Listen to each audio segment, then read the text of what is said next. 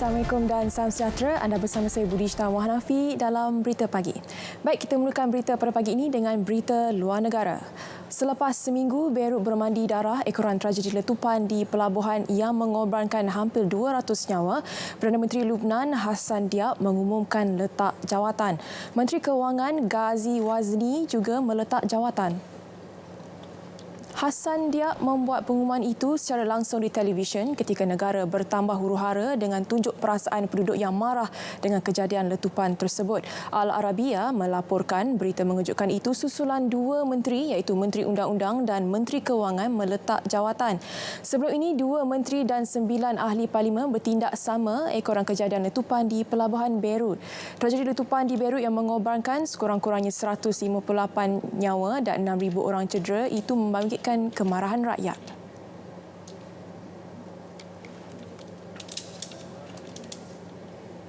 Sebelum itu, Menteri Undang-Undang Lubnan Marie-Claude Najim letak jawatan susulan insiden letupan di Beirut. Beliau merupakan anggota pentadbiran kerajaan ketiga yang berbuat demikian selepas menerima protes rakyat yang berang dengan pengendalian tragedi letupan oleh kerajaan. Surat peletakan jawatan diserahkan kepada Perdana Menteri Hassan Diab. Tindakan dibuat sebelum mesyuarat kabinet bagi membincangkan insiden letupan 4 Ogos lalu. Pada Khamis, Marie dilontar botol oleh kumpulan tunjuk perasaan semasa lawatan di lokasi tragedi letupan. Ahad lalu, Menteri Penerangan Manal Abdel Samad dan Menteri Alam Sekitar Damianos Qatar letak jawatan selepas protes terhadap pentadbiran Diab memuncak. Asap debu daripada gunung berapi Sinabung di Sumatera, Indonesia yang meletus pagi semalam dijangka memasuki ruang udara negara di utara Selat Melaka dan negeri-negeri di utara serta timur Semenanjung. Letusan gunung berapi Sinabung mengeluarkan abu dan asap setinggi 5,000 meter yang menyelubungi kawasan sekeliling. Ketua Pengarah Jabatan Meteorologi Malaysia Jailan Simon dalam satu kenyataan berkata asap debu letusan gunung berapi itu akan memasuki ruang udara negeri Perak, Kedah, Perlis, Pulau Pinang, Kelantan, Terengganu dan Pahang. Keadaan ini boleh menjejaskan operasi penerbangan pada paras 1,000 hingga 5,000 meter. Bagaimanapun, orang ramai tidak perlu bimbang kerana ia dijangka tidak menjejaskan kualiti udara. Keadaan semasa Indeks Pencemaran Udara IPU seluruh negara menunjukkan kualiti udara baik dan sederhana. Beliau turut memaklumkan tiada kesan gempa bumi dan tsunami dijangka melanda negara akibat letusan gunung berapi itu. Gunung Sinabung kembali meletus pada 2010 selepas 400 tahun tidak aktif. Kali terakhir ia meletus ialah pada Februari 2018. China mengumumkan sekatan terhadap 11 warga Amerika Syarikat termasuk Senator Marco Rubio dan Ted Cruz. Sekatan itu bertujuan membalas tindakan sama dikenakan Washington terhadap 11 pegawai kerajaan yang didakwa menindas gerakan pro-demokrasi Hong Kong. Minggu lalu, Washington mengenakan sekatan dan mahu membekukan aset pegawai kerajaan China termasuk Ketua Eksekutif Hong Kong Carrie Lam. Kementerian Luar China mendakwa tindakan Washington melanggar undang-undang antarabangsa dan mengumumkan tindakan sama terhadap pegawai pentadbiran Amerika Syarikat. Pengarah Pemantau Hak Asasi Manusia Kenneth Roth dan Presiden Endowment Kebangsaan untuk Demokrasi Carl Gershman turut disenarai di dalam sekatan Beijing itu kerana mencampuri hal ehwal dalaman Hong Kong.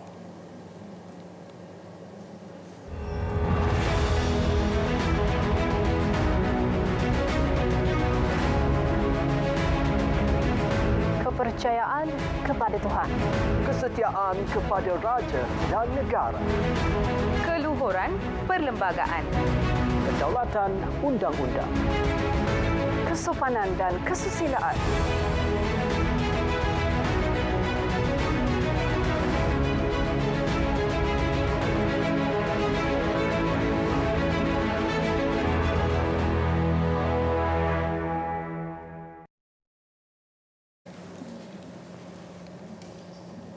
Hentikan penjualan daging haiwan eksotik. Itu amaran Sultan Johor, Sultan Ibrahim Sultan Iskandar kepada pemilik restoran di negeri itu. Menerusi entry Facebook baginda, Sultan Ibrahim bertitah tindakan tegas akan diambil terhadap pihak yang masih berdegil dan meneruskan penjualan daging haiwan eksotik. Sebelum ini, Jabatan Perlindungan Hidupan Liar dan Taman Negara Perhilitan menjalankan siasatan berhubung kegiatan pemburuan haram di Johor. Titah baginda, pemburu haram tersebut juga disyaki menjual daging eksotik kepada restoran untuk dihidangkan sebagai menu.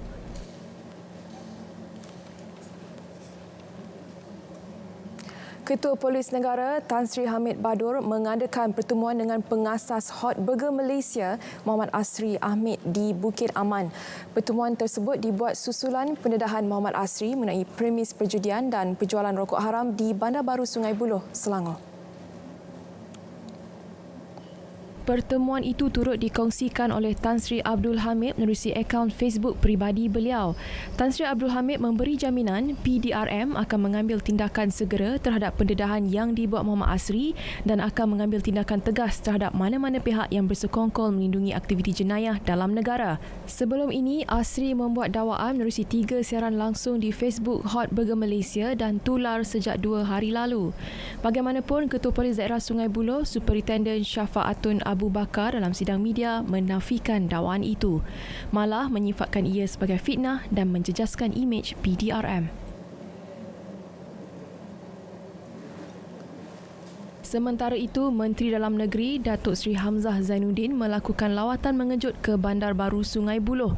Turut serta pengasas Hot Burger Malaysia Muhammad Asri Hamid yang menunjukkan beberapa lokasi yang didakwa menjadi lokasi kegiatan judi haram dan penjualan rokok seludup oleh warga asing seperti didedahkan di dalam videonya. Datuk Seri Hamzah menjelaskan sesatan ke atas Muhammad Asri bukan satu bentuk hukuman, sebaliknya adalah tindakan biasa pihak polis bagi membolehkan siasatan lanjut dijalankan terhadap dakwaan Muhammad Asri itu.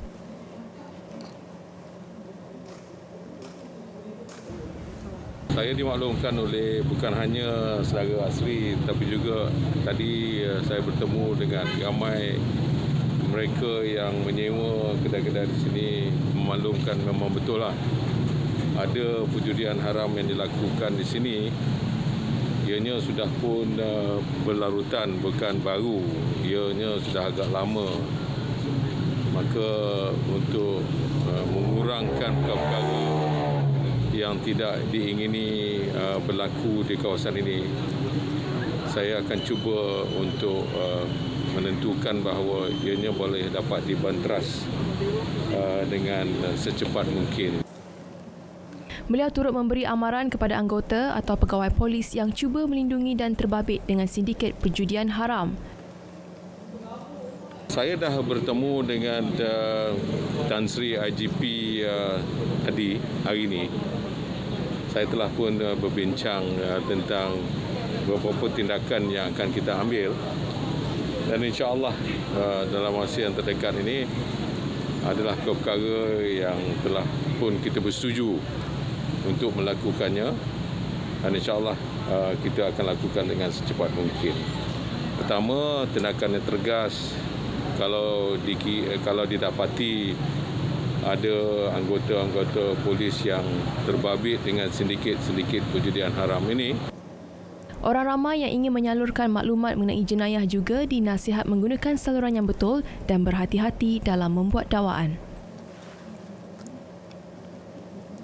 Maklumat yang diterima daripada orang awam dibocorkan kepada penjenayah atau sindiket.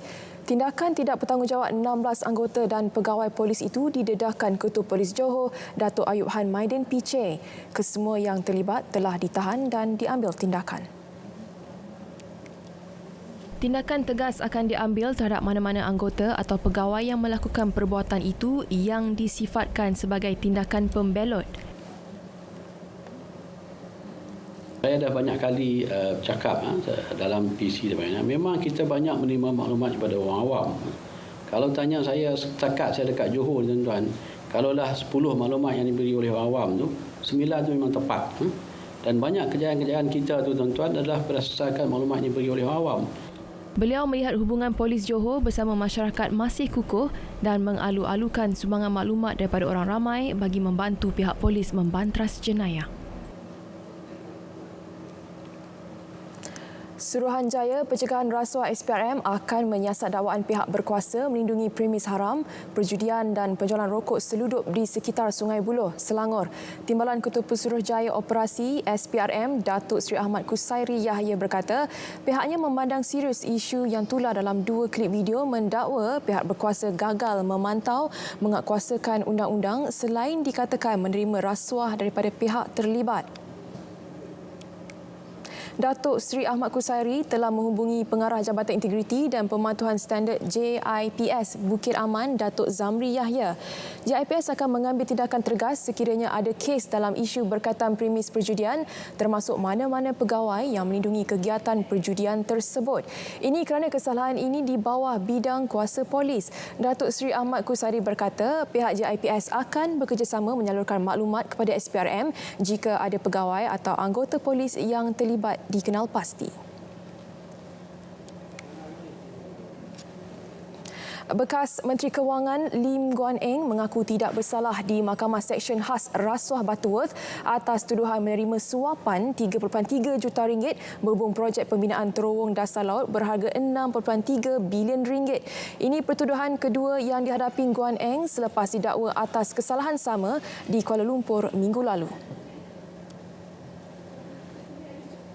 Mengikut pertuduhan, anggota Parlimen Bagan itu menggunakan kedudukannya sebagai Ketua Menteri untuk menerima wang suapan berjumlah 3.3 juta ringgit bagi membantu syarikat milik Datuk Zarul Ahmad Muhammad Zulkifli melaksanakan projek terowong itu. Perbuatan itu didakwa dilakukan di Pejabat Ketua Menteri Pulau Pinang di tingkat 28 Komtar antara Januari 2011 dan Ogos 2017.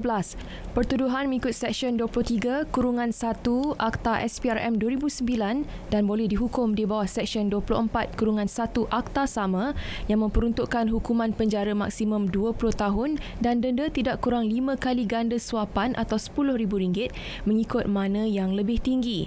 Projek terowong dasar laut sepanjang 7.2 km yang mencetuskan kontroversi itu bakal menghubungkan Pulau Pinang dari Persiaran Gerni dengan tanah besar di Bagan Ajam. Ia dijangka bermula pada tahun 2023. Jumaat lalu, Guan Eng turut mengaku tidak bersalah di Mahkamah Seksyen Kuala Lumpur atas tuduhan meminta suapan berhubung projek yang sama. Pelitup separuh muka diwajibkan berkuat kuasa 1 Ogos 2020. Pemakaian pelitup separuh muka diwajibkan di tempat awam dan sesak semasa menggunakan pengangkutan awam seperti bas, taksi, LRT, KTM, kenderaan e-hailing. Juga semasa berada di tempat awam seperti pasar awam, pasar tani, pasar malam, pasar raya, tempat tumpuan pelancong dan panggung wayang. Tidak diwajibkan memakai pelitup separuh muka semasa menggunakan kenderaan persendirian. Kanak-kanak berusia 2 tahun ke bawah dan kanak-kanak juga tidak digalakkan dibawa ke tempat awam yang sesak. Tidak diwajibkan memakai pelitup separuh muka ketika melakukan aktiviti fizikal serta semasa bersenam atau beriadah.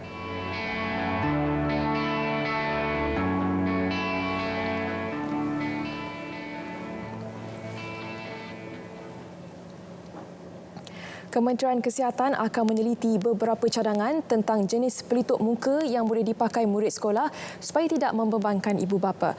Menurut Menteri Kanan Keselamatan, Datuk Seri Ismail Sabri Yaakob, antara yang dicadangkan termasuk penggunaan face shield dan pelitup muka yang boleh dicuci semula. Dia dah keluarkan, kena ada 3 lapis, 3 ply. Jadi kita minta, kalau 3 ply itu mungkin lebih mahal juga harganya. Pasal fabrik dia adalah fabrik tertentu yang diluluskan. Kita sekarang ni kita mencadangkan supaya kalau boleh tak kain biasa digunakan untuk menutup muka. Itu yang pertama. Yang kedua, kita juga mencadangkan supaya face shield juga boleh digunakan. Sebab face shield ini beli sekali tak perlu tukar hari-hari. Dia cuba boleh dicuci saja. Sekiranya cadangan itu diterima, penggunaannya mungkin akan diwajibkan. Sementara itu, Kementerian Kesihatan tidak menghalang mana-mana pelajar untuk memakai pelindung muka atau face shield di sekolah. Bagi Ketua Pengarah Kesihatan, Datuk Dr. Nur Hisham Abdullah, meskipun belum ada bukti secara klinikal bahawa face shield dapat mencegah COVID-19, namun sekurang-kurangnya ia dapat melindungi pelajar sekolah serta membendung penularan jangkitan pandemik itu. Dan juga kita telah melihat iaitu menggunakan face shield dan boleh digunakan face shield iaitu menutup, tetapi kita tak ada lagi bukti-bukti klinikal yang mengatakan dia dapat mencegah, tetapi sekurang-kurangnya kita ada perlindungan menggunakan face shield tersebut. Dan untuk face mask, kita telah ada bukti mengatakan kalau kita menggunakan face mask, kita dapat memutuskan jangkitan penularan COVID-19 iaitu lebih kurang 60-65%. Beliau berkata demikian dalam sidang media di Putrajaya. Sama ada kluster Sivagangga merupakan virus mutasi D614G yang berisiko meningkatkan kebolehjangkitan COVID-19 dalam kalangan mereka yang tidak mematuhi prosedur operasi standard SOP akan diketahui dalam tempoh seminggu. Menegaskan perkara itu, Datuk Dr. Nur Hisham Abdullah berkata, Institut Kajian Perubatan sedang mengkaji dan sudah mengasingkan virus COVID-19 daripada kluster Sivagangga. Menurut beliau, selain penjagaan kesihatan awam, kawalan sempadan juga perlu ditingkatkan kerana virus COVID-19 mutasi D164G turut dilaporkan di Eropah dan negara lain. Virus itu dikatakan boleh meningkatkan kebolehjangkitan lebih 10 kali ganda dalam kalangan mereka yang tidak mengikuti SOP. Datuk Dr. Nur Hisham berkata setakat ini jangkitan kluster Sivagangga di Kedah, Perlis dan Pulau Pinang berjaya dikawal melalui pengesanan kes aktif dan perintah kawalan pergerakan diperketatkan bersasar secara pentadbiran.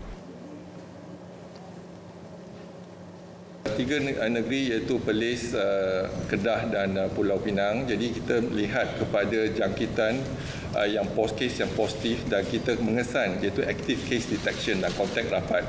Setakat ini kita dapat melaksanakan aktiviti tersebut dengan baik dan kita dapat mengesan mereka ini, dan contohnya kes di Pulau Pinang juga kita dapat mengesan. Jadi apa yang penting ialah kita pertingkatkan lagi aktiviti kawalan iaitu menggunakan kaedah kesihatan awam dan berterusan. Dan sekarang ni kita dah ada pun tempo di kawasan tertentu. Tempo tu membantu Kementerian Kesihatan untuk melaksanakan pengesanan aktif pada kes-kes kontak rapat tersebut. Kluster Sivagangga dijangka dapat dikawal sepenuhnya dalam masa seminggu lagi. Sementara itu, 3 lagi kes positif COVID-19 melalui kluster Kurau dikesan semalam. Setakat ini, kluster ini telah melibatkan 2 buah negeri iaitu negeri Perak dan negeri Pulau Pinang. Mereka merupakan ahli keluarga kes pertama kluster ini iaitu kes ke 9,050 iaitu adik, biras dan anak saudara beliau yang berumur 2 tahun. Kes pertama telah mempunyai kontak rapat dengan kesemua kes baru ini semasa aktiviti kunjung-mengunjung ketika sambutan Hari Raya Aidiladha iaitu pada 30 Julai 2020. Di Kedah, pergerakan keluar masuk penduduk termasuk penduduk luar kawasan PKPD bersasar bakal diperketat bagi mengekang penularan COVID-19.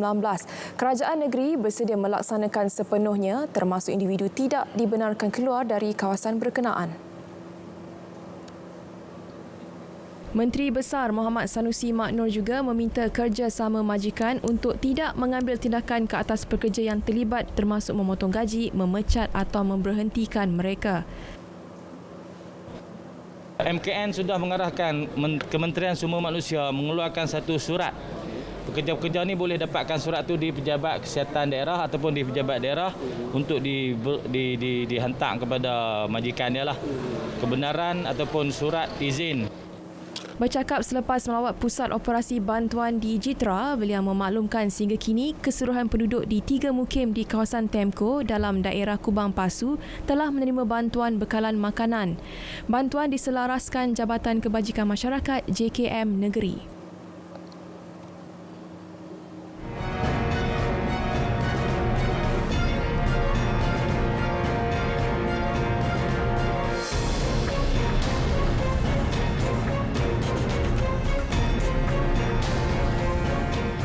Saksikan Berita Parlimen setiap Isnin hingga Khamis 10.30 malam di saluran berita RTM dan TV1.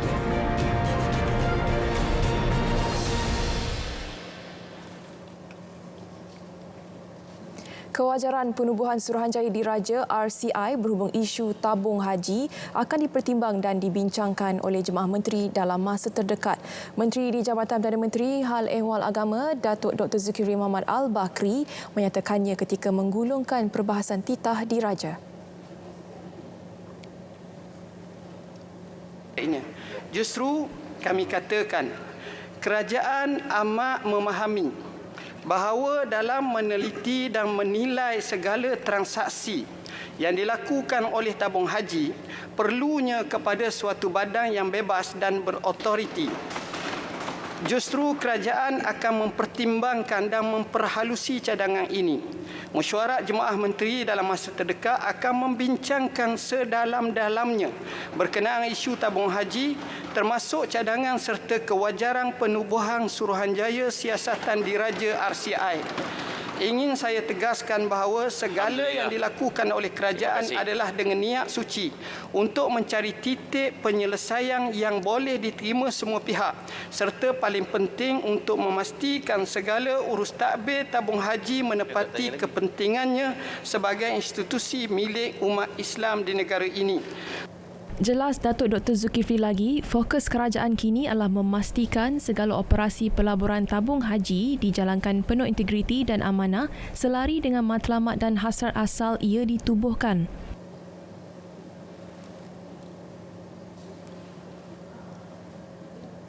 Perkara 10-1-C dalam Perlembagaan Persekutuan iaitu kebebasan bercakap, berhimpun dan bersatuan perlu dipinda sekiranya undang-undang berkaitan lompat parti mahu digubal. Menteri di Jabatan Perdana Menteri, Parlimen dan Undang-Undang Datuk Taqiyuddin Hassan berkata, peruntukan berkenaan jelas menyatakan kebebasan individu untuk berpersatuan termasuklah parti-parti politik. Oleh kerana dalam negara kita ini, mahkamah yang tertinggi di Malaysia iaitu Mahkamah Agung Supreme Court yang sama dengan Mahkamah Persekutuan sekarang ini memutuskan bahawa lompat parti bukan menjadi satu kesalahan. Malahan kalau ada undang-undang yang dibuat berupa sedemikian rupa, maka undang-undang itu diisytiharkan sebagai bercanggah dengan perkara 10.1-C perlembagaan yang dianggap sebagai tidak berperlembagaan ataupun unconstitutional. Namun demikian, oleh kerana rakan-rakan saya daripada pembangkang yang membangkitkan isu ini, walaupun masa dalam kerajaan mereka tak bangkit, saya nak cadangkan bahawa oleh kerana sekarang ini daripada 14 negeri seluruh Malaysia ni, tuan dan betul, hanya satu negeri saja yang telah membuat pindaan kepada perlembagaan mereka di mana mana-mana adun yang melompat terpaksa mengosongkan kursi mereka, iaitu negeri Pulau Pinang yang diperintah oleh pembangkang. Berhubung cadangan bagi membolehkan lambang parti yang bertanding dan bukannya nama individu pada pilihan rayanya pula, beliau berkata ia memerlukan kajian lanjut oleh Suruhanjaya Pilihan Raya SPR. Ini kerana ia melibatkan beberapa peruntukan undang-undang. Namun demikian, pandangan yang berhormat pada rengas ini akan bermakna negara kita terpaksa menukar sistem pilihan raya sebagaimana yang diadakan sekarang ini, iaitu berdasarkan calon-calon mewakili parti kepada parti-parti, dan ini pada pandangan SPR memerlukan kepada exercise untuk dengan izin untuk meminda perlembagaan perkara 47, 48, 49, 50, 51, 54 dan juga Akta Kesalahan Pilihan Raya dan beberapa perundangan-perundangan yang lain. Permerkasaan agenda Bumiputera memerlukan pelaksanaan strategi dan inisiatif yang berani dan radikal. Menteri di Jabatan Perdana Menteri Ekonomi, Datuk Seri Mustafa Mohamad berkata, kerajaan telah mewujudkan Majlis Kemakmuran Bumiputera MKB yang bertujuan menjadi platform tertinggi dalam usaha memperkasa pembangunan sosioekonomi Bumiputera dan dipengerusikan Perdana Menteri. Pewujudan MKB ini adalah sebahagian daripada kerangka intervensi strategik untuk memandu dan mempercepat pemeriksaan ekonomi Bumiputera merentasi pelbagai program selaras kawasan kemakmuran bersama. Selain itu, Mustafa berkata hasil Jabatan Survey Pendapatan dan Pembelanjaan Isi Rumah dan Kemudahan Asas HIS dan BA 2019 menunjukkan Bumiputra masih ketinggalan dari segi pendapatan, pemilikan kekayaan dan taraf sosioekonomi. Justru usaha pemerkasaan agenda Bumiputra perlu digembleng supaya lonjakan berganda mampu mengubah lanskap ekonomi Bumiputra. Penyertaan Bumiputra dalam beberapa industri strategik dan berimpak tinggi dan berpotensi dan mempunyai nilai tambah tinggi juga akan dipertingkatkan.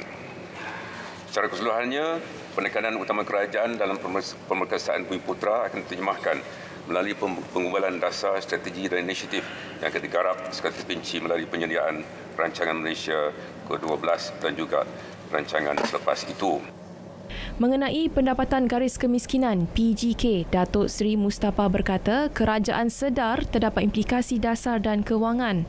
Sehubungan itu, kementerian, jabatan, agensi dan kerajaan negeri mempunyai tempoh 5 bulan untuk mengkaji semula dasar dan menilai implikasi kewangan serta mengenal pasti kumpulan sasar masing-masing yang melibatkan program dan projek berkaitan pembasmian kemiskinan dan kesejahteraan rakyat.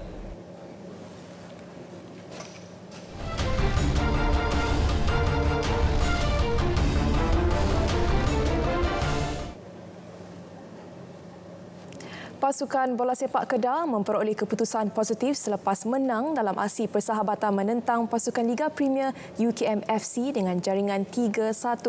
Ia sekaligus melenyapkan kegusaran peminat skuad Lang Merah yang tewas pada aksi perlawanan persahabatan pertama menentang Perak 2 tempoh hari.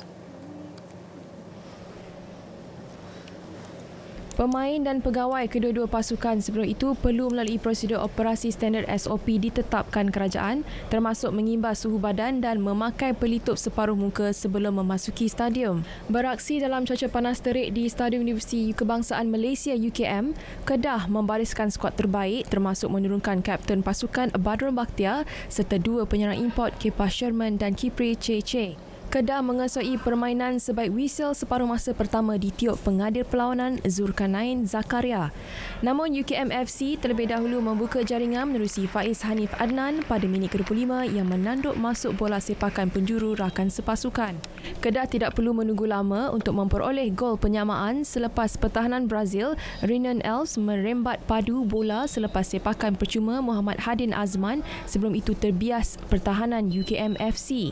Serangan balas menarik dimulakan Kepa Sherman yang kemudian melorongkan bola kepada Kipri Cece selepas itu meletakkan Kedah 2-1 di depan seminit sebelum separuh masa pertama. Masuk separuh masa kedua, Kedah sekali lagi melebarkan jurang jaringan melalui gol kedua peribadi Kepa Sherman, hasil yang menanduk masuk bola hantaran Azamuddin Akil pada minit ke-78. Perlawanan berakhir dengan jaringan 3-1 memehak Kedah.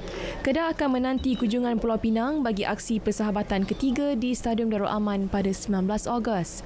Sementara UKM FC akan menentang pasukan Perak pada aksi perlawanan persahabatan terakhir pada 14 Ogos. Baik, berita pagi berakhir di sini. Budayakan norma baharu, terus patuh SOP dan sentiasa pantau status kesihatan diri dan keluarga. Saya Bushra Wahnafi. Assalamualaikum dan kita jumpa lagi.